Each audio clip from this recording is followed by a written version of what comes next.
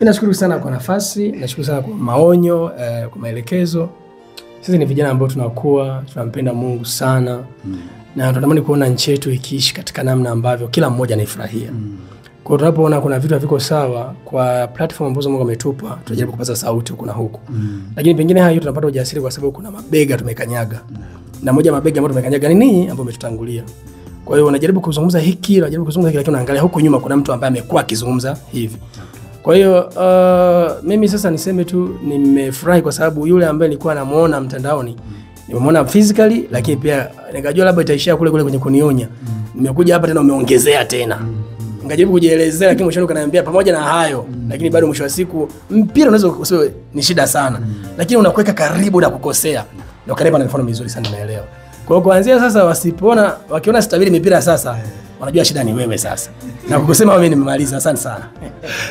Asante sana mtu wa Mungu. Tumefika mwisho. Nadhani umeenjoy. Amen. Amen. Mtu wa Mungu, leo niko na kijana wangu Dennis, ananiita mzee Mbarikiwa. Amesikia kunitembelea. Na moja ya kitu ambacho mimi pia nitamani kumtembelea, kuonana naye. Moja tu kumshukuru. Nilipokuwa gerezani, wote walionitaja sauti yao, neno lao lilikuwa la thamani sana kunitaja wakati ule. Kwa wakati nilipotoka, niliangalia kila aliyenitaja kwa namna yoyote, nilimwona alikuwa mtu wa maana sana, kwa sababu inawezekana kunitaja kwake kulihusika mimi kutoka hai gerezani. Lakini zaidi ya hayo, ni kijana ambaye ana harakati nyingi, ana mambo mengi, ana namna nyingi ambazo anajaribu kufanya huko. Na katika mengi aliyojaribu kufanya hapa katikati, sema kitu fulani kuhusiana na mipira, mimi nikaweka vizuri. Lakini wakati nimeweka vizuri kwa mara ya kwanza, akatoka clarify kufafanua. Nilichoshangaa ni kwa mara ya kwanza niliona mtu mwenye umaarufu, mwenye uhubiri, anaweza akaniheshimu mimi. Akaniona ni mtu wa kuheshimika, hata walau kuniita mzee, kuniita baba, yani kunitamka kwa heshima kiwango kile. Pamoja na kuniheshimu vile, lakini bado kuna wakati nilimweka vizuri juu ya hilo la mpira. Mimi si shauri kumlazimisha mtu mpaka afuate afanye yale ninayo shauri. Lakini wakati mwingine ni heshima kubwa sana ukiona walau kuna namna nyingine ni kama ameonyesha kuheshimu. Mimi kimsingi ukinijibu najua ujumbe umefika. Ukifanyia kazi tu kile ambacho nilikuwa napigia kelele, najua ujumbe umefika. Kwa sio lazima tuonane kama hivi. Lakini yeye akaweka shauku moyoni mwake kwamba nikienda Mbeya tu ni lazima nitaonana na mzee wangu. Lakini mimi jambo kubwa nimesema, mimi ni mwahi kucheza mpira huo ambao nilimchallenge nao. Kwa nafahamu wakati mwingine kocha hutumia uwezo wa mchezaji. Yani anaweza kasajili mchezaji leo hajafanya mazoezi na wenzake, na kesho akamuingiza akacheza na wenzake na bado akafanya vizuri. Kwa hiyo mimi huwa sikai karibu na hawa kwa sababu nataka pengine tuwe timu moja, tuwe kikundi kimoja. Mimi nakaa na hawa, nakuwa karibu na hawa, ili kama kuna kitu naweza nikamsaidia na yeye akakiona naweza nikamsaidia, naweza niwe namsaidia. Lakini la sivyo wanapenda kwenye harakati zake zile vile anavyofanya. Ni wale wachezaji nao sema mpaka nimemuona, manake ni mpambanaji. Ni mchezaji ambaye peke yake anaweza kaamua mchezo bila hata maelekezo ya team manager. Kwa hiyo kuna vitu ambavyo nalazimika kumwacha aendelee na namna anavyoendelea. Mimi kikubwa ninachosisitiza, asitende ubaya wa aina yoyote, na asikemea anachokemea kwa maslahi ya mtu fulani, bali kwa sababu anajua Mungu amekataza usilopenda kutendewa usimtendee mwingine. Kwa hiyo kwa lugha fupi ameonyesha heshima sana kwangu. Mpaka hapa amekuja, nimeongea naye mengi. Wakati huu ni usiku, karibia saa 2 na dakika nyingi, lakini amekuja saa 10 saa 9 ile. Nimeongea naye mengi, lakini nimetaka tu walau kwa ufupi ni onekane naye kwenye mitandao, ajue mimi ni baba mzuri kwa mambo mema tu. Mimi ni baba mkali mbaya, hata awe ni yeye mwenyewe akifanya siku nyingine vitakataka, ataniona nikimlalua ili nimpange, lakini kwa sehemu kubwa kwa sasa, kwa sababu najua ananiheshimu kwa kipande kubwa, najua mengi kama kutakuwa na baya ambalo ni lazima nilishughulikia, naweza hata nikampigia simu tu kwamba hilo jambo sidhani kama lina afya, lakini nikiona limeshaleta madhara kwenye jamii, ili watu wasije wakasema Mbarikiwa yule mtu uliye pamoja naye amefanya hivi, bila shaka wewe ndio uliyemtuma, wewe ndio uko pamoja naye. Hayo anaweza akaniona natokea mtandaoni na kunawa na kuyakataa kwamba sihusiki kwa jambo kama hili. Anyway, sitaki kuongea mengi, sisi tumeongea mengi, nimemsikia kwa mengi, nimemfahamu kwa undani, na bila shaka naye alitaka kufahamu Mbarikiwa ni kitu gani. Kanifahamu kwa mengi, hayo itabaki kuwa siri yake, mebaki kuwa siri yangu. Mimi kimsingi nitakuwa najua tu, okay, akifanya kile nasema ndio maana pale nimeona vile, ndio kumba na ufahamu ule. Kwa hiyo mimi nimefahamu mengi kwa kuongea naye. Bila shaka yeye amefahamu mengi. Mimi nimefika, ni siongee sana, pengine kama ataniuliza swali la kunichokonoa ndio nitafafanua, lakini sivyo. Hebu nimruhusu sasa Dennis, kama una lolote karibu. Kwa nini hujasema Nabii Dennis? Kwa nini umesema Dennis? Si vitu hivyo vya nabii. Mimi nabii mpaka nikuone umefanya kitu cha unabii ambacho Biblia ina match hivi ninavyowasikia mbarabarani hivi. Mimi sio mzuri wa kutamka kutumia jina. After all, Yesu atutumie jina Nabii Yesu, Mwalimu Yesu. Tatumia tu Yesu. Watu ambao walipevuka, walienda mbali, hawakuhangaika na nabii, mtume, mwalimu, mchungaji. Ndio maana wewe angalia, mimi naitwa tu Mbarikiwa. Unaweza kukuta nina makanisa ambayo ningeweza kuitwa askofu. Nina kanisa ambayo ningeweza kuitwa mchungaji. Lakini mimi jina linalofahamika sana ni Mbarikiwa tu. Sio Mbarikiwa kwa sababu nimebarikiwa, nilipewa hivyo. Hilo Mbarikiwa ni jina la Kinyakyusa, inasema Nsajigwa. Nsajigwa tafsiri yake ni mbarikiwa. Nilianza kutamka Mbarikiwa baada ya kuona Waswahili wengi wanashindwa kulitamka Nsajigwa kabla wale mchezaji hajakuwa maarufu aliyekuwa wa Yanga mwaka 2001 2002 pale. Ndio maana nilianza kutumia Mbarikiwa, baadaye nikaamua kubadilisha kabisa likawa Mbarikiwa. Yes. Nimekuuliza kwa nini hujani address kama prophet, kwa sababu swali langu la mwisho kwako nilikuuliza watu wakutambue kama nani. Ndio. Baada ya kuona sasa kwamba watu wote ni Mbarikiwa. Sasa nikataka kujua watu wakutambue kama nani. Kwa hiyo nikaamua kuchomekea kwanza. Kuna hujasema prophet, lakini lengo langu ni hili kwamba watu huko mtandao wanatamani kujua wakuiteje. Wakuite mwalimu, wakuite nabii, wakuite kuhani, wakuite nani? Kwa sababu sasa unawapa shida sasa. Mtu anataka kuaddress kwa heshima yako. Ndio. Sasa atumie jina gani sasa? Okay. Hilo jibu nimemjibu. Nikujibu tu mtazamaji kwa faida yako. Nimwambia kazi yangu ndio itanitambulisha. Nikiapia kwako kama mchungaji, utaniita mchungaji.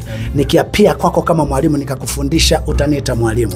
Nikiapia kwako kama mwinjilisti nikakukemea ama nikahubiri kitu kinacholeta wokovu ndani yako, utaniita mwinjilisti.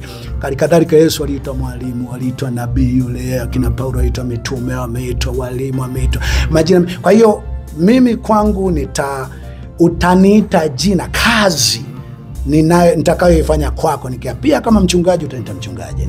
Nikionekana, nikisema, nikifanya jambo kama mwinjilisti afanyavyo, utaniita hivyo. Nikionekana kama mtume, utaniita hivyo. Kwa sababu najua hata kama Mungu aliniamini mwanzo kwa huduma pengine ya uinjilisti, ikiwa nitakuwa mwaminifu kwenye ile huduma, Mungu anaachilia sasa na zile huduma zingine, kwa sababu sisi tuliumbwa kwa mfano wake na kwa sura yake.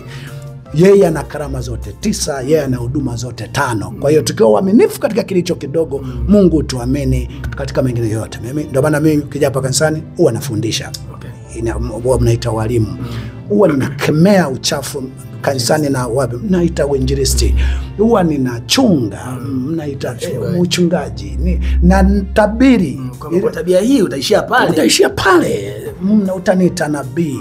Na enda kuanzisha makanisa na kuyawezesha na kuyaacha, mnaita mtume. Na kwa hiyo mimi tabia karibu zote unaweza kaziona, lakini nikiwa mbele yako nimeapia kama nane, nimefanya nini wakati niko na wewe, utaniita hilo. Ukiwa unakosoa kwa wengine utakuta mkosoaji, hakuna shida.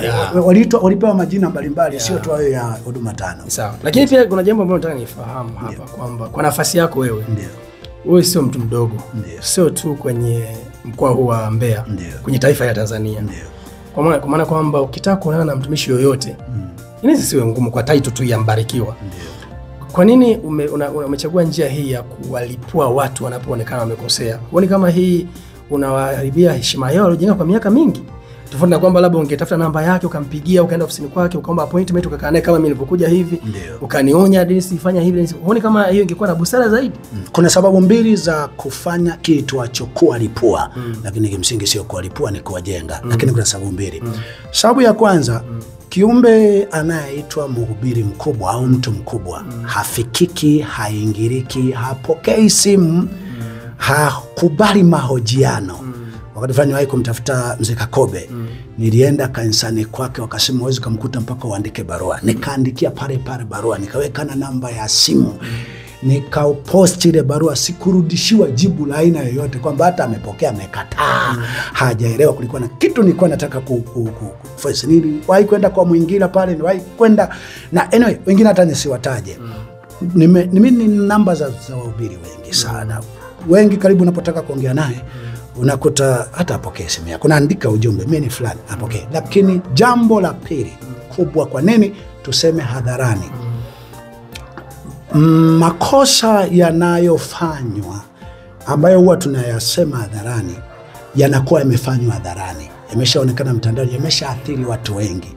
Wakati mwingine hata ukiongea na mtu akasema kweli hilo nimegundua ni kosa, harudi mtandaoni kwenda kulifafanua kwamba jamani nimegundua hili ni kosa. Wale watu wanabaki wameathirika na alichokijenga mwanzoni. Kwa hiyo, lakini ni mara chache sana kuongea na mtu kumsahisha akakubali, ama akakupata nafasi ya kumsahisha. Mwisho wa siku, kwa sababu jamii inaathirika, jamii inaona kila ambacho mlikisema alikisema ni sahihi. Unapoongea kukikanusha kile, unaijengea jamii sasa picha halisi kwamba hiki hakikuwa sawasawa, chenyewe ni hiki. Yohana katika Isaya 40 amesema itengeneze njia ya Bwana jangwani. Kila palipopotoshwa patanyoshwa, kila palipoparuzwa patasawazishwa, kila bonde litainuliwa na kilima kitashushwa. Haya ameyasema Bwana. Kwa hiyo Mungu angetaka kunapotokea jambo lolote baya, ukiambiwa mhubiri utoke tena useme hili lilikuwa baya. Lakini kama sivyo, mtu mwingine yoyote, kwa sababu kuweka wazi ubaya wako sio kudhalilisha. Biblia inasema fichaye dhambi zake hatafanikiwa, bali aziungamaye atapata rehema. Kwa hiyo kuweka wazi ubaya sio kudhalilisha, ila utadhalilishwa kama umekusudia kuendelea na ubaya huo. Lakini kama hujakusudia kuendelea, kwa sehemu kubwa hiyo inakuwa tiba kwako na kwa watu wengine. Pengine umewahi kuwaza siku ukikutana nao utaweza kusema nao vizuri kwa furaha zote na wakakupokea kwa uzuri? Mfano unakutana na Mwalimu Kasege, Mwamposa na wengine wengi ambao umekuwa ukiwatupia maneno makali kwa lengo la kuwakosoa ili warekebike. Hii haikupi shida mkikutana? Mfano mzuri nilivyokukosoa wewe, nilivyokukemea wewe. Wewe umeonaje tulivyoongea na wewe? Tumeongea kama adui? Mimi naona kama yangu ilikuwa kidogo na nafuu. Sasa ni nafuu. Ulionje kama mtoto pengine. Sasa ni nafuu kutegemea na moyo unaopokea. Lakini nitoke huko. Karibu wote niliowahi kuwakemea tukionana unichukulia kama masihi wa Mungu. Unipenda sana. Kuna kijana mmoja anaitwa Joshua, yuko ni nabii, aliwahi kuwa rais wa manabii, yupo Morogoro pale. Wakati na walalua, kuna siku aliponiona Iringa akasema masihi wa Bwana nikushike tu mkono. Aliona gari yangu ina mapicha. Baadaye akaenda akaipini kwa mbele. Masihi wa Bwana naomba nikushike tu mkono. Wewe unayoyafanya kuchukia tunachukia. Lakini unatusaidia sana. Kuchukia tunachukia, kama ni kudhuru naweza tukakudhuru, lakini usiache. Unatusaidia sana. Siku moja, kama alimaanisha hivyo au kumaanisha hivyo, Mwakasege aliwahi kuja kwenye msiba wa msaidizi wake mmoja anaitwa Mwangosa, alifiwa na mama yake. Akiwa amekuja pale kwenye msiba, mimi sikuwepo, walikuwepo vijana wangu, ila nafanana nao sana. Lakini Mwakasege alipowaona, kwanza aliwasalimia akapita, lakini mmoja wa msaidizi wake alirudi kwa wale vijana akasema, mwalimu kanituma, si kama alimtuma au ni mtashi wake, amekuja ametaka niulize hivi wewe ndiye mbarikiwa au sie? Sasa wale vijana iliwaondoa hayo maneno, wakaambia tu mimi ndiye. Akasema yani mwalimu anasema tunabarikiwa sana na utumishi wako, lakini pia mke wangu ni moja mtu anayebarikiwa sana na utumishi wako. Kwa nataka ufahamu, kwa kuwa ninavyokemea watu sisukumwi na chuki. Ni pendo. Biblia katika Mithali 28:23 nasema mkemeaye mwenzake hatimaye atapata kibali kuliko ajipendekezaye kwa ulimi wake. Kwa hiyo kinachofanyika pale ni kwamba unakuwa ni upendo wa kiwango cha juu sana.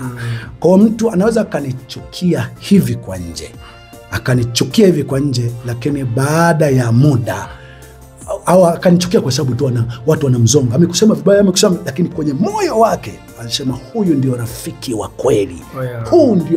Huyu ndio utumishi wa kweli, kumwambia wazi wazi mtu anayekosea.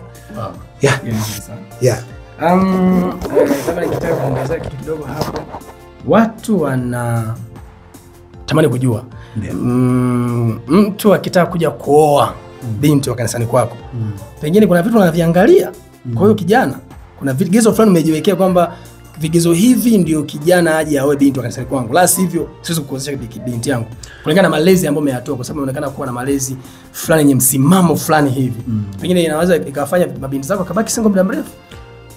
Nataka ujue kwamba malezi yenye msimamo hatuna pia kulazimisha, lazima wote wayatii kama yalivyo. Ni hiari, tunamuonyesha njia, lakini pia anaweza akachagua njia nyingine. Binti aliyeiva kabisa hapa kanisani hawezi kumkubali kijana yoyote, sio wa hapa au wa kule, isipokuwa kijana mwenyewe. Sisi tuna form maalum. Huwezi ukamchumbia binti kwa kumtongoza barabarani. Ujue huyo ni katikati ya mamba na kenge wapo. Ujue huyo ni kenge. Sisi binti ukitaka kumtongoza, kuna fomu unaijaza. Unakuja hapa kanisani, unaijaza ile fomu. Mimi ni fulani, nimezaliwa mwaka fulani, nasali kanisa fulani, nina watoto kadhaa, nimewahi kuzini mara kadhaa, zaidi ya mara mbili, nasema zaidi ya mara mbili, kwa sababu inaweza ukumbuki. Nimewahi, kama ni binti, nimewahi toa mimba, sijawahi toa mimba. Unaviainisha hivyo vyote na muoa kwa sababu nimeona tabia gani, mimi mwenyewe na tabia gani. Ile fomu tukiipata ndio tunayotumia kuprove maisha yako. Kama yale ulioyasema ndio unayoyaishi, binti mwenyewe ataprove. Akitaka sisi tumsaidie, tutaprove ili aepuke, kwa sababu sehemu, kwa mfano ni kijana anaoa binti ameshatoa mimba sana, akienda kujulia kule ndipo ugomvi unapoanzia. Anaolewa na kijana ameshazini sana, akienda kujulia kule ndipo watakapoanzia matatizo makubwa. Kwa tumeweka utaratibu, lakini lugha fupi. Swali lako limekuwa fupi, lakini mimi najibu marefu. Lugha fupi ni hivi: ni vigumu sana kijana wa imani nyingine akaoa binti hapa aliyeiva kabisa, kwa sababu walioiva kabisa, hata vijana wa hapa mpaka amemuoa, ni shughuli kweli kweli hapa, mpaka watu walidhanigi hatuagi na tunakataza watoto kuolewa. Lakini ukweli wanaolewa. Tumekuwa na harusi juzi hapa, tumefungisha, na wiki ijayo tarehe 15 nadhani tuna harusi. Na sisi harusi zetu hapa sio zile za kisheria kama unafahamu kanisa letu, kwa ni harusi za kuwabariki kama watoto, kwamba watoto wetu za familia. Kwa tunawabariki tu kama watoto, tunaombea baraka, tunawatakia maisha mema, na wazazi wao wanakuepo.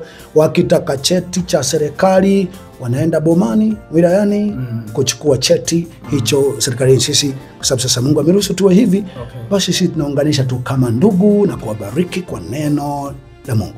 Pengine umeshapata changamoto, binti yako ameolewa afu yakaja malalamiko kwamba hakivi si vigezo ambavyo yule bwana alikuwa ametazamia kwa huyo binti, na hatimaye akatishata kumwacha.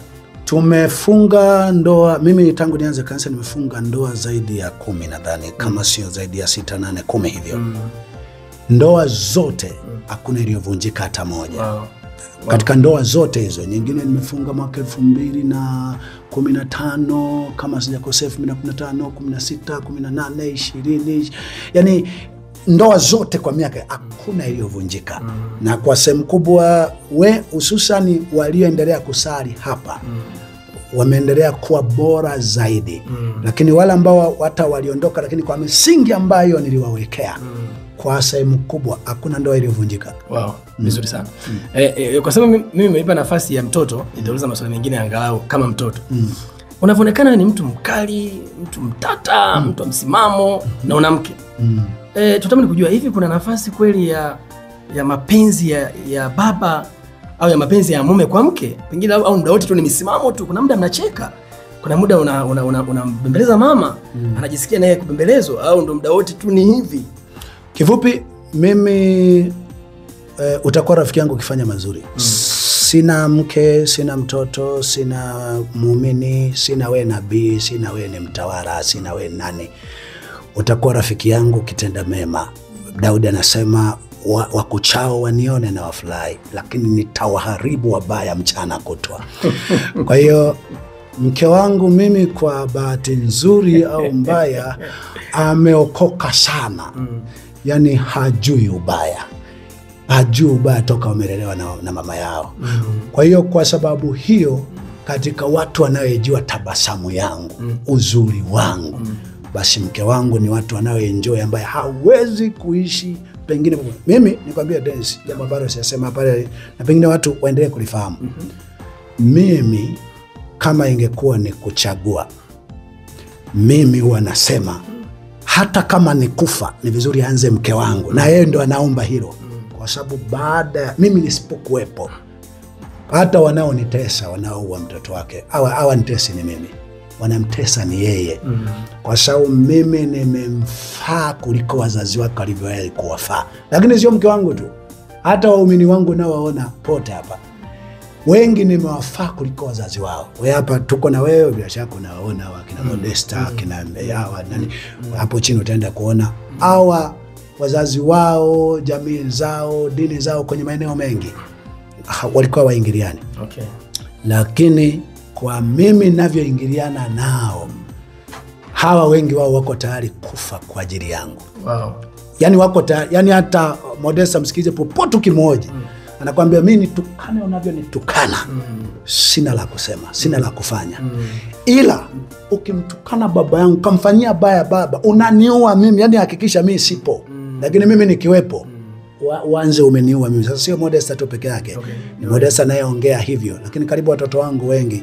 Sidhani kama unaweza ukawa unataka kuniua hivi, watakuacha waue kwanza wao, wengi wao waue kwanza wao. Kwa hiyo katika mwanadamu peace, nadhani wewe mwenyewe umeona, wengi wananichukulia kama Mbarikiwa ukienda pale pengine ntiti, lakini wewe mwenyewe umeona.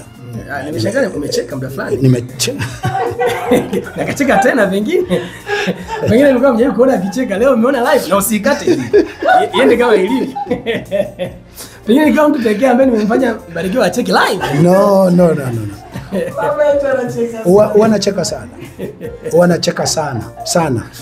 Isipokuwa nikikuchekea ujue kuna shauku pia naweza niko nayo juu yako. Kwa sababu ya uthubutu ulionao, najaribu kukuvuta ili kwa jema unalojua ni jema ni kusaidie. Kabla sijaenda kwenye maswali serious kidogo, nikuuliza jambo hapa.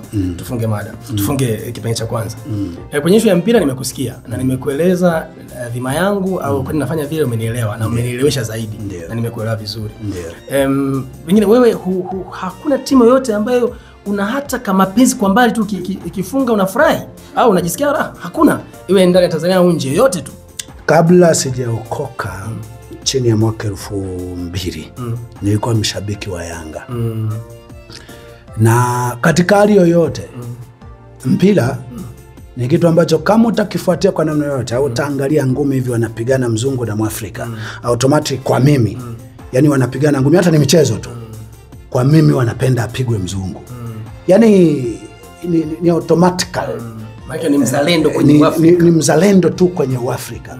Kwa hiyo hata masuala ya mipira haya, kuna wakati mwingine mipira michezo unaweza kuutumia kama mifano ya mtu kupiga hatua ya neno la Mungu. Paulo aliwekea mfano kwamba washindanao katika michezo hapati taji isipokuwa wameshindana kwa halali, wakimbiao mbio na nini. Kwa hiyo michezo unaweza kaitumia. Kwa hiyo ni kitu ambacho automatically unaweza ukikuta hawa wanashindana ukataka huyu ashinde. Ndio. ila sio ule ushabiki wa moja kwa moja. Yani popote pale tunasema kwa mfano mimi naoneaga huruma mtu pengine anataka kushuka daraja. Unajua atatumia gharama kubwa. Si ashinde tu naye huyo. Au ameshinda mmoja yoyote, lakini kuna namna tunatamani. Ameshinda mmoja siku nyingi sana, kwa nini asishinde kwa na huyu? Ili kubalance. Sasa hiyo ni kama unafuatilia chochote, huo sio mpira tu. Chochote, mchezo wote, mashindano yoyote, uko kwenye gari wakati mwingine unajikuta kuna watu wanapigana. Sasa si apigwe tu yule. Huko unaangalia kwenye siasa wanashindana kati ya fulani, si ashinde huyu. Ingawa wakati mwingine kwenye siasa unaangalia mtu anaweza kawa na nia ya dhati kweli kweli ya kusaidia watu. Kwa hiyo nadhani hata kwenye mipira. Leo tarehe 8 mwezi wa 3, Simba na Yanga watakiwa wacheze leo, kwa bahati mbaya hawajacheza. Kwa mfano sasa ingetokea leo akacheza. Ungetamani nani ashinde hapa? Huko siko. Yani kwenye masuala tuzungumzie kwamba kama shabiki sasa umeshasema vitu vile vikishindana automatic tutamani kimoja kishinde. Sasa zungumzie kwa ujumla kwamba kwa mfano kama leo sasa sio kwa sababu ya mapenzi, sio kwa sababu umeangalia mpira. Leo Simba na Yanga wangetakiwa wacheze, hawakucheza. Mfano wangecheza ingeshinda ipi? Kuna namna ungesema tu afadhali. Ushabiki wangu ni ule kwa sehemu kubwa na unielewe tu hivyo. Ushabiki wangu umekaa huruma. Yani kama kuna kitu nitafuatilia. Kama Simba amefungwa mara nyingi sana na Yanga. Kwa hiyo ungetamani safari hii Simba ashinde. Yani nikiona hawa wengine wana mikelele sana hawa. Nasema inawezekana wafunguepo na wenyewe ili watulie, kwa sababu wanachopambania ni upumbavu.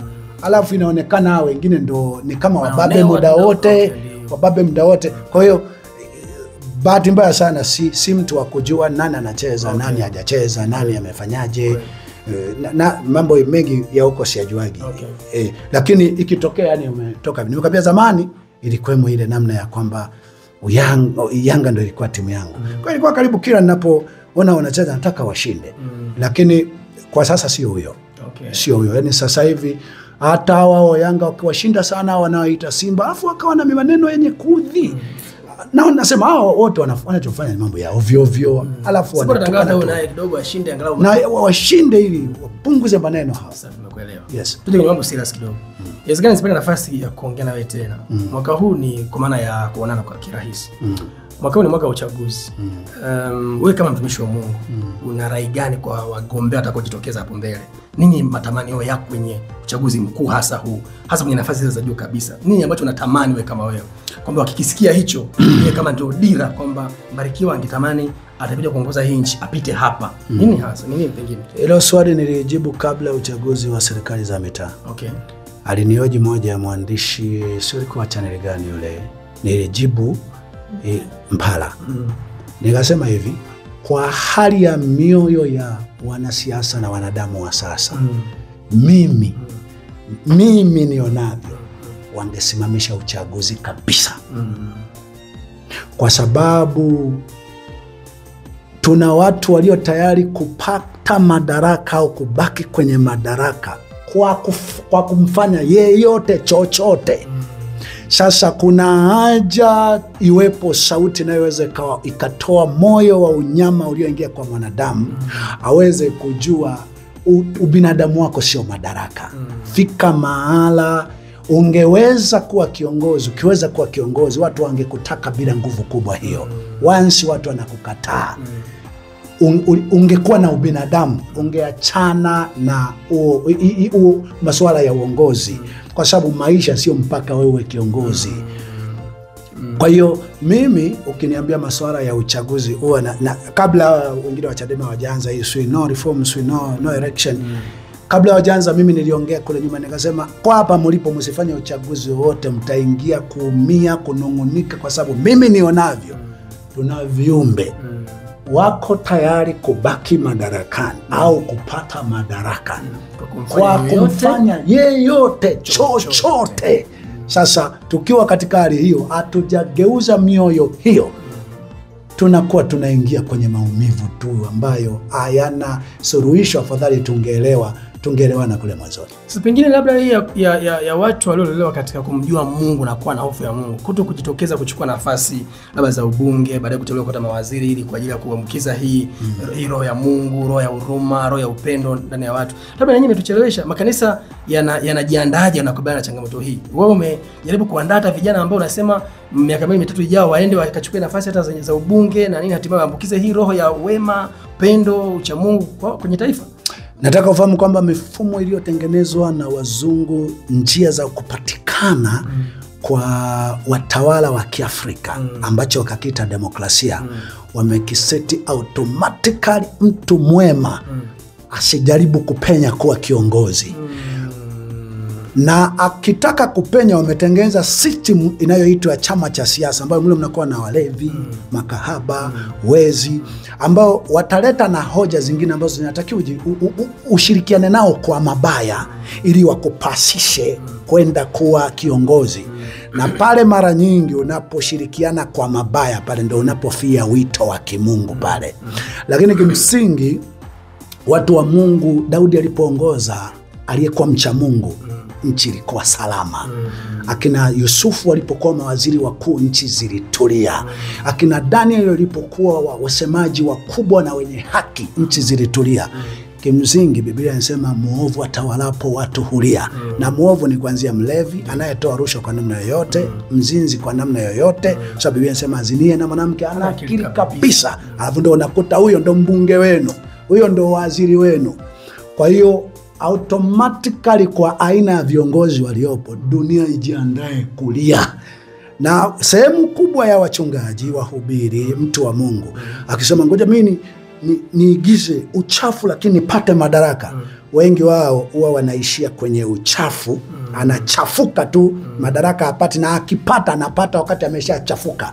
Lakini movement ya watu wa Mungu, kuja kushika nafasi za juu, mimi wanasema inatakiwa iendelee. Ila watu wa Mungu waamini katika njia isiyo wa mfumo wa kisiasa hivi. Ni kweli ni kama ni kitu kisichowezekana, lakini wahi kumwambia mtu mwingine kwamba kuna chuma kisichoyeyuka kikipata joto la kutosha.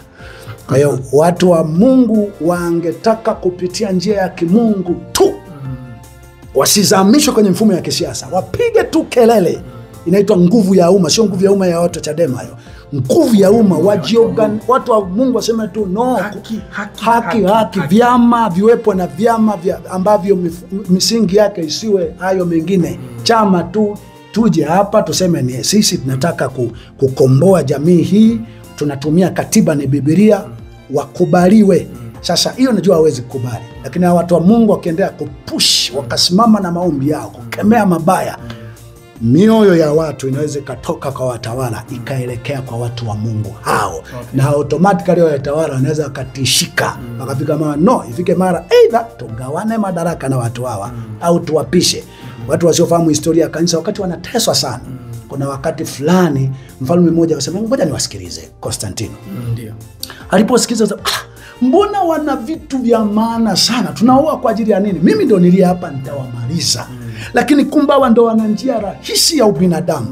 Kwa hiyo akawachomeka kwenye mamlaka, ingawa kwa bahati mbaya kanisa na watu wa Mungu akipata mamlaka ulaji, huwa maombi yanaondoka, unyenyekevu unaondoka, mwisho wa siku ndipo kanisa likuja kuharibikia. Lakini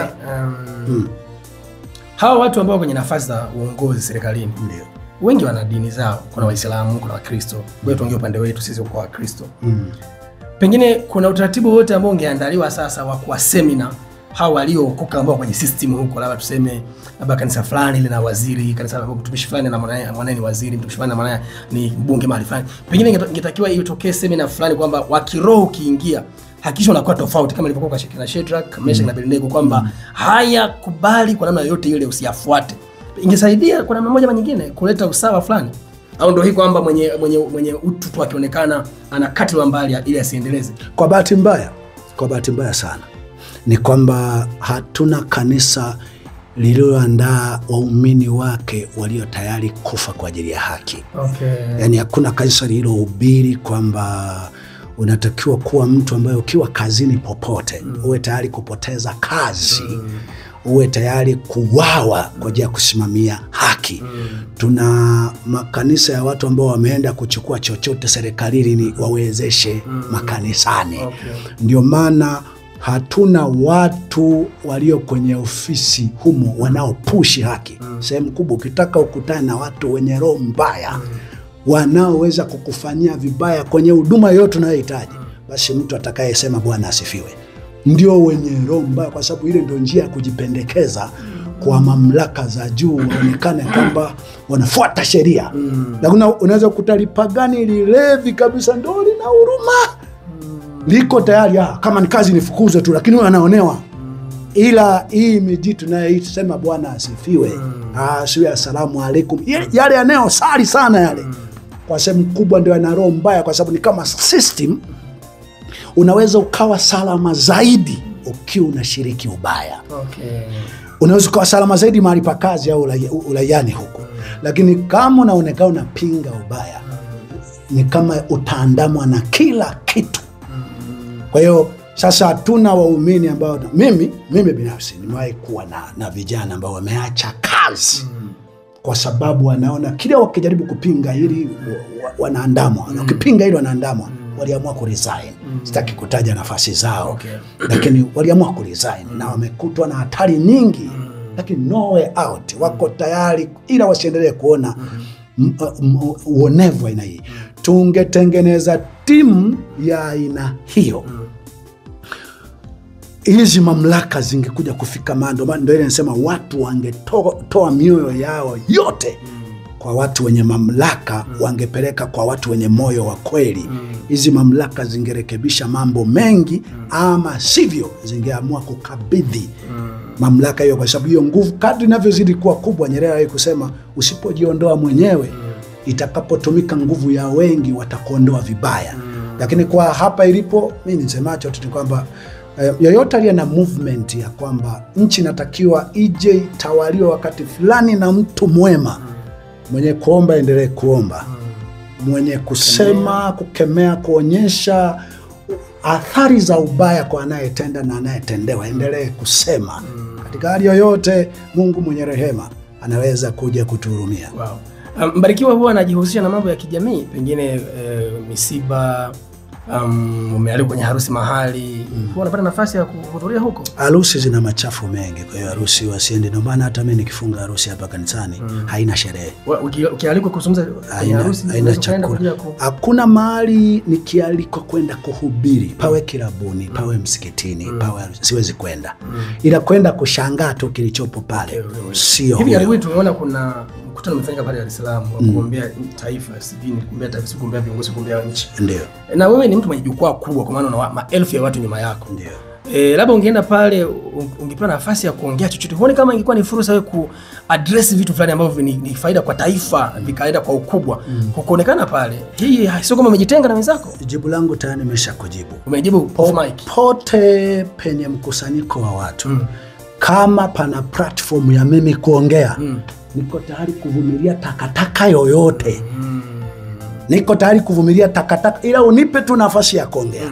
Na kwa taarifa yako sasa, nikipata nafasi ya kuongea, sitaongea ulioniwekea wewe kinywani au agenda iliyoko pale, hata kama ni mbovu. Kama ni mbovu naanza kuifumua kuanzia agenda yenyewe. Sasa hicho ndio kitu hawezi kuonekana. Sasa pengine ungeonekana na kwa title yako, ungesema mzee Buki kidogo salimia jukwaa dakika 5. Huwa sipendi kutumia title, napenda kutumia utaratibu.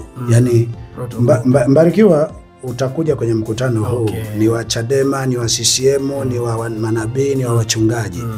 Tunataka uje uongee jambo unalojua jamii isiwe inafanya hivi, au jamii inafanya hivi, au lengo walioko hapo. Yani lengo isiwe uje unge mkono. Kwa mfano tuombe mwenye mamlaka huyu, wakati anaua watu, anaibia watu, anapora watu, ni binafsi, tumuombe Mungu amlinde huyu mtu, aendelee kuua watu, aendelee kuibia watu, aendelee kupora watu. Huyu kuna maombi mawili tu ya kumwombea. Ombi la kwanza, abadilike, kwamba Mungu huyu mtu atakapokuwa anasikia maonyo ya kweli, ayasikilize kwa adabu na heshima, abadilike. Au Mungu mtendee sawa na anayoyafanya. Hilo ombi popote ukiniita nitaliombea. popote, kwa sababu Mungu amlipi mtu sawasawa na alivyoombewa, anamlipa mtu sawasawa na alivyotenda. Okay. Nini wito wako sasa kwa kanisa la leo? Nini wito wako hasa kwa kanisa la leo? Yaani kama watu wakiamua basi kukuchukua wewe au kuchukua maelekezo yako kama ndio dira ya kanisa. Nini ungetamani kifanyike ndani ya kanisa hasa? Hasa kwa wachungaji, mitume, manabii ambao wanaongoza watu. Nini ambayo ni mwito wako kwamba natamani hawa watu wangefanya hivi? Nini hasa? Cha kwanza, imeandikwa kwamba shina la mabaya yote ni watu kupenda fedha. Na katika siku za mwisho watu watapenda fedha kuliko kumpenda Mungu au kupenda jamaa zao. Watu wajue kuna maisha baada ya faida wanayozipata, matumbo makubwa wanayokuwa nayo, magari makubwa mazuri wanayoendesha.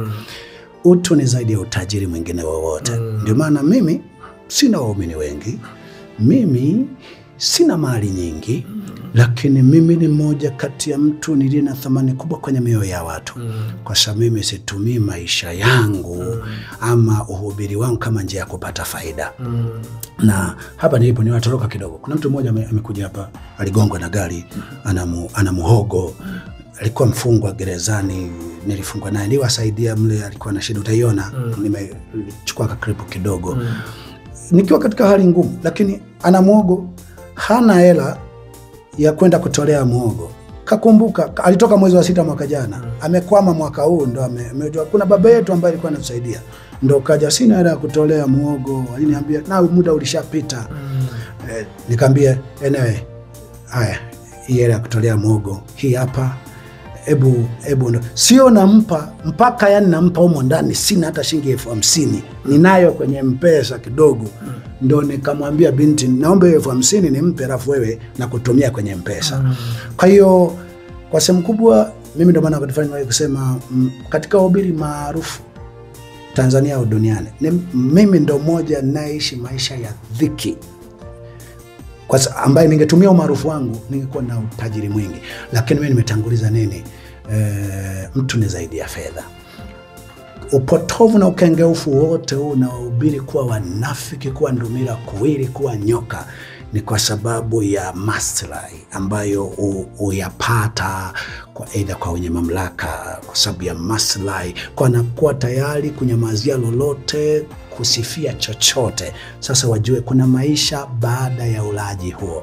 Kuna maisha baada ya kuwa salama wakati wengi wanalia. Kuna maisha baada ya hayo. So nini wafanye sasa? Kuna wasemaji wanasema ilitabiriwa. Hakuna watakachofanya. Wengi wanakuambia tunatamani kuwa kama wewe, lakini kwa kweli hatuko tayari kufa. Kwa kweli hatuko tayari kupata madhara juu ya jambo hilo. Kwa hiyo mimi off camera nimekujibu kwamba sihubiri ili tu wabadilike. Biblia inasema katika Ezekieli 2 kuanzia mstari wa 3 kwamba nakutuma kwa watu wanaoasi sana. Wanaasi sana.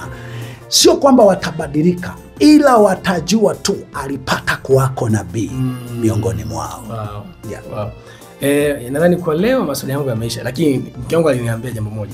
Wakati nakuja hivi, ananiambia ulisema mtumishi Barikiwa atapita kutusalimia Morogoro.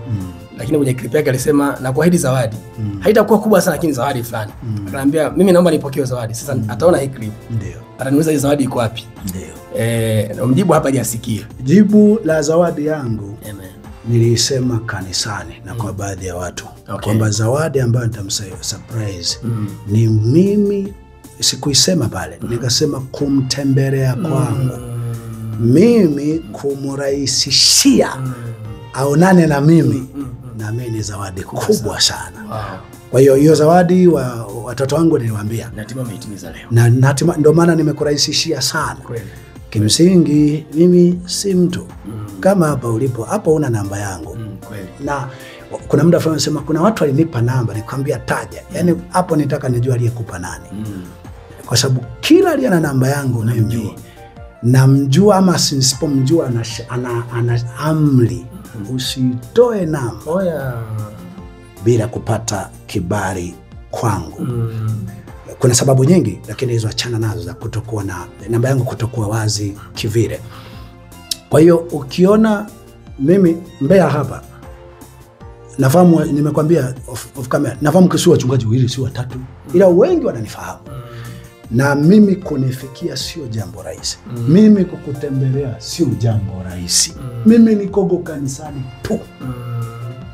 Kwa hiyo mimi nikikupa mlango watuongee, tuonane, niongee na wewe vyovyote tutakavyonichukulia ni jambo kubwa.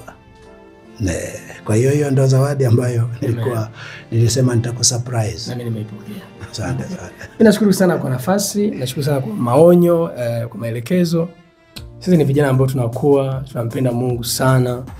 Na tunatamani kuona nchi yetu ikiishi katika namna ambavyo kila mmoja anaifurahia. Kwa tunapoona kuna vitu haviko sawa kwa platform ambazo Mungu ametupa, tunajaribu kupaza sauti huko na huko. Lakini pengine hayo tunapata ujasiri kwa sababu kuna mabega tumekanyaga. Na moja mabega ambayo tumekanyaga ni nini ambayo umetutangulia. Kwa hiyo unajaribu kuzungumza hiki, unajaribu kuzungumza kile, lakini unaangalia huko nyuma kuna mtu ambaye amekuwa akizungumza hivi. Kwa hiyo mimi sasa niseme tu nimefurahi kwa sababu yule ambaye nilikuwa namuona mtandaoni nimemuona physically, lakini pia nikajua labda itaishia kule kwenye kunionya. Nimekuja hapa tena umeongezea tena.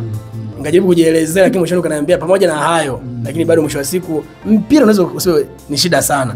Lakini unakuweka karibu na kukosea. Na karibu na mfano mzuri sana naelewa. Kwa hiyo kuanzia sasa wakiona sitabiri mipira sasa, wanajua shida ni wewe sasa. Na kukusema wewe nimemaliza. Asante sana. Asante sana mtu wa Mungu. Tumefika mwisho. Nadhani umeenjoy. Amen.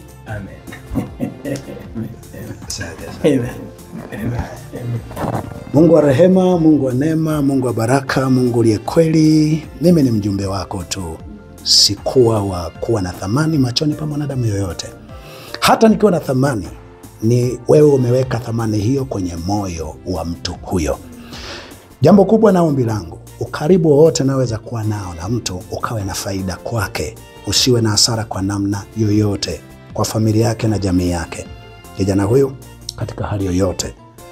Maombi yangu haya yakafanye roho yake iwe na kibali machoni pako. Kamuongoze na kuomba tu Mungu kamuongoze kwa rehema zako na pendo lako.